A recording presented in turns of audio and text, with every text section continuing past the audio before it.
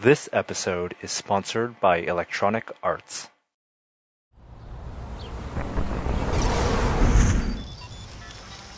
Hey everybody, it's Norm from Tested. And Frank from Tested. So at New York Comic Con this year, we unveiled our latest costume project.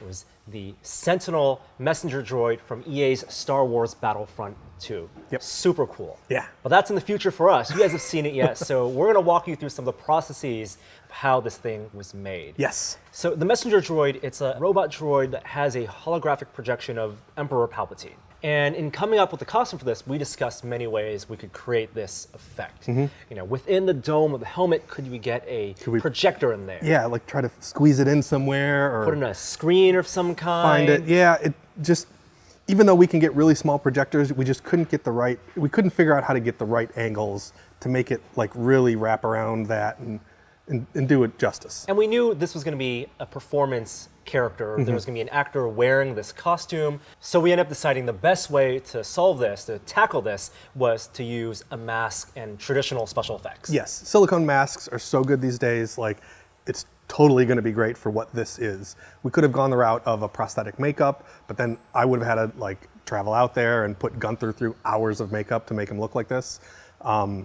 But this is really quick because then it's just a slip-on, and with the lighting effects that we're going to put underneath it, it's going to look just like that hologram. So that's the stage where we're at right now, where you're in the process of sculpting this mask, the likeness of Emperor Palpatine for Gunther the Wearer. So walk me through how this sculpting process works. Do you have a core of Gunther underneath here? No, we didn't do a life cast on him. We used the pretty standard Immortal core. Immortal Masks makes silicone masks all the time, and the cores they fit pretty much everybody, so it just makes sense to use one of these things since we have access to them so easily. That gives a couple of caveats. The shape of the core is a little bit restricting, so to interpret the Emperor's face onto that core takes a little bit of fiddling. Right, and ideally you would have, if we wanted a lot of movement, for example, you would do a life cast and you maybe do a prosthetic, which you've done before in the past. That allows the actor to do a lot of expressions, but we didn't need that for No, this. we didn't need that, and also I don't think that Gunther's face is the perfect proportions to do a likeness of the Emperor. Whenever you're doing a likeness, you want to have somebody that has correct eye spacing and eye to mouth spacing, size of mouth, size of nose, shape of the head.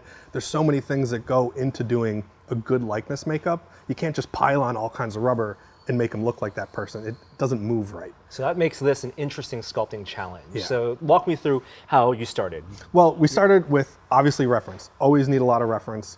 We have reference of the actor that played Palpatine, reference of the Emperor from the video game, the Emperor from Return of the Jedi. We even have some reference from some of the licensed toys, because it's really hard to find pictures of the Emperor without his hood on. So the toys are a pretty good place to go. And when you look at the physical characteristics of Palpatine without the hood on, what catches your eye? Where do you think people are going to notice and say, that looks like the character?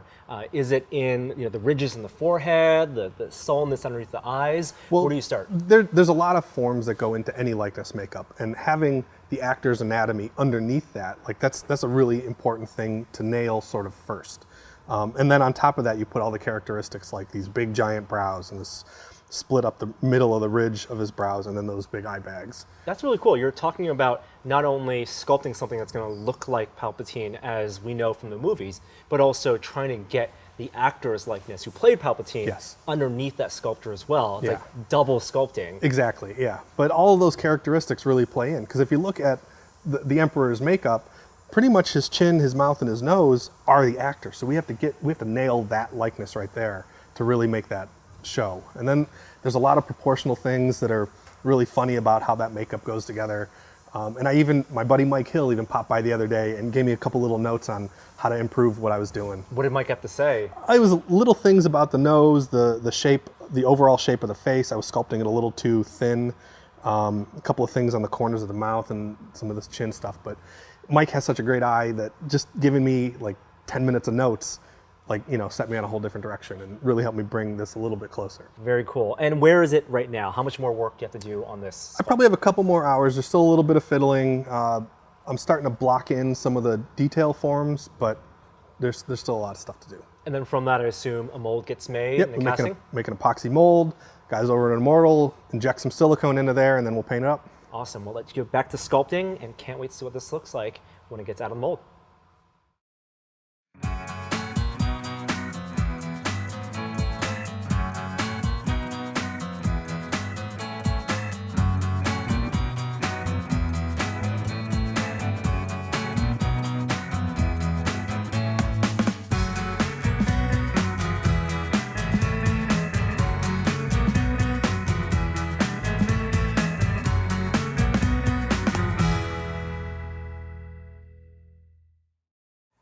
All right, Frank, this looks like a mask. So, It is a mask. yeah. Last I left you, you were still fiddling around with that sculpture. Yeah. And you were thinking more about it. You got some consults. What did you do next? Well, it's really funny to try and find this kind of happy medium between all the different incarnations of the Emperor. And then finally using like the videos that are coming out from this game of that hologram that's projected inside there.